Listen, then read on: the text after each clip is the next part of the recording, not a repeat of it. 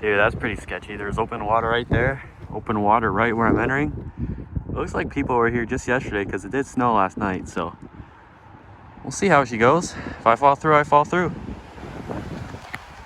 Hey everybody, welcome back to another episode of Grand Angling. First off, I'd like to start off by apologizing for not making any ice fishing content this year at all, except for this video, and I'm planning another video coming really soon. I've got a big trip up north planned.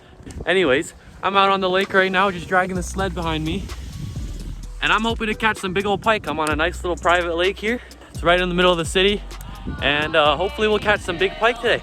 And hopefully this video turns out to be a banger. I'll see you really soon.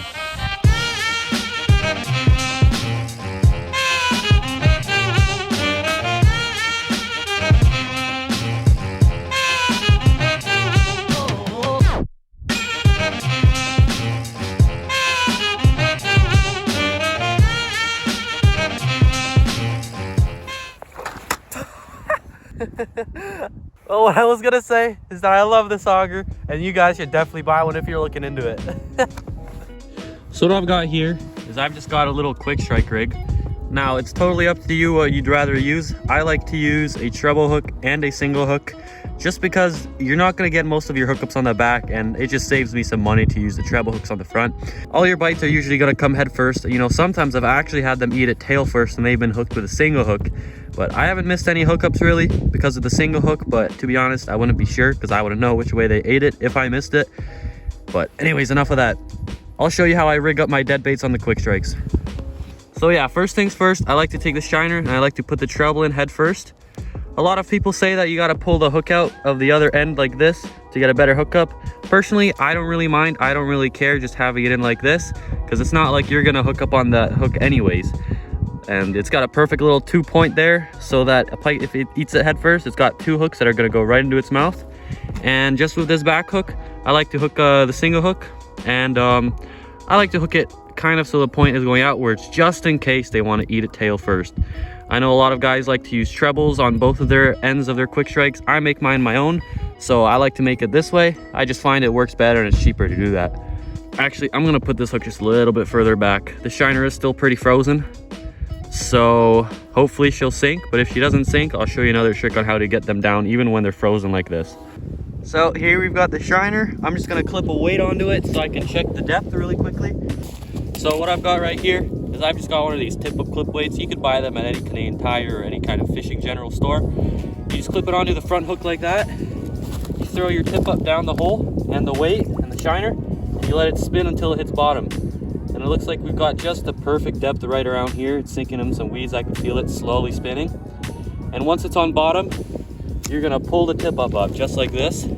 And I like to give it around 7 cranks. That's the lucky amount for me at least. 1, 2, 3, 4, 5, 6, 7. You could go give a little 1.5. I like to have it set up just about 1.5 feet off bottom. So sometimes I'll set it up higher. If I'm fishing deeper water, I set it off higher off the bottom. But if I'm fishing pretty shallow, it honestly doesn't even matter how deep it is in the water column. I think I've got about 3-4 feet. Yeah, he's not sitting properly. So what I'm gonna do here is I'm gonna pull out my multi-tool.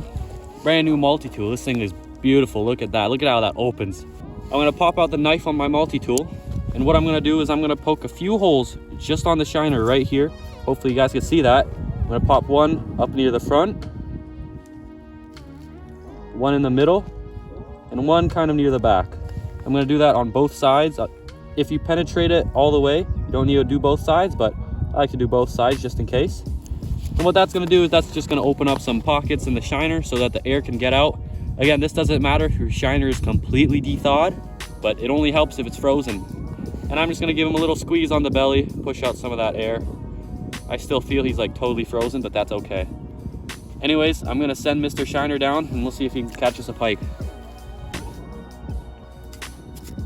And this tip up that I have here is not really the nicest on the light setting, so I'm just gonna set it on the hard setting. That's probably better if you have live bait or a bigger bait and you don't want a smaller fish to trip it or whatever. And sometimes a small setting, even just the wind tips it off because of how light it is. It's kind of like at a little cone angle. So anyways, that doesn't really matter. Now we just gotta wait for a bite. I'm trying.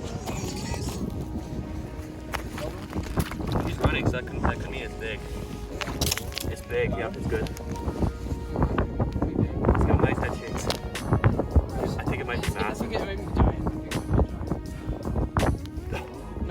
running towards me. It's a 40 pounds. It's pretty big. I think it came off. Nope. No, still on. Oh, it's a nice one. Look at her. Look at her. It's a good one. She's stuck on the bottom of the ice. Stuck in the weeds? Stuck on the ice. Oh no, it's just a good one. Oh, that's nice. Hey. That's decent. There we go. That ain't bad. Well guys, it's official. The first pike on the YouTube channel of this season. Not too shabby, pretty good size. I'd say like 25 incher. She's pretty good. But that's a really nice pike. I thought it was way bigger because she was digging in the weeds, but we'll give her a nice release. If you're gonna be nice.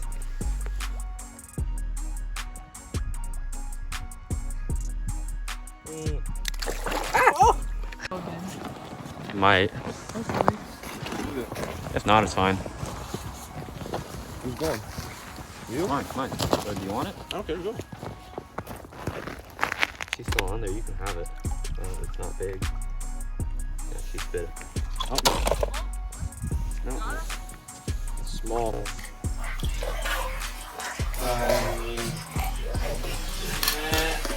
Oh! It came off and he jumped out of the hole. Did you get that on video, bro? Yeah, I got that on video. I don't want a picture because he's going back. Yeah, just throw him back. Let me throw him off to the camera. Nice little pike right there. We'll get it right back. Dude, that was so funny. He just got off at the hole and he just jumped off.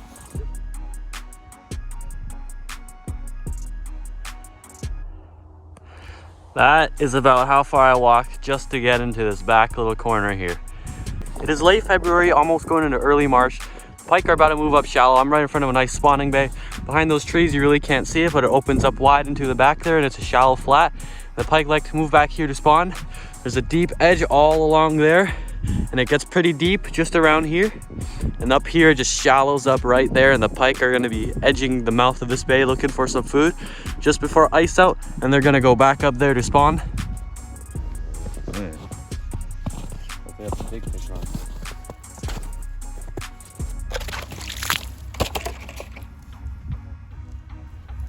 They all give such good head shakes, but they're all tiny.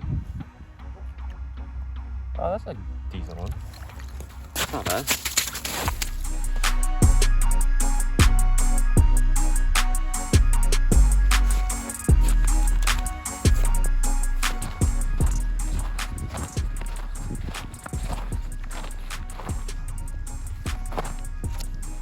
Finally got a bite after like 10 minutes of it being dead.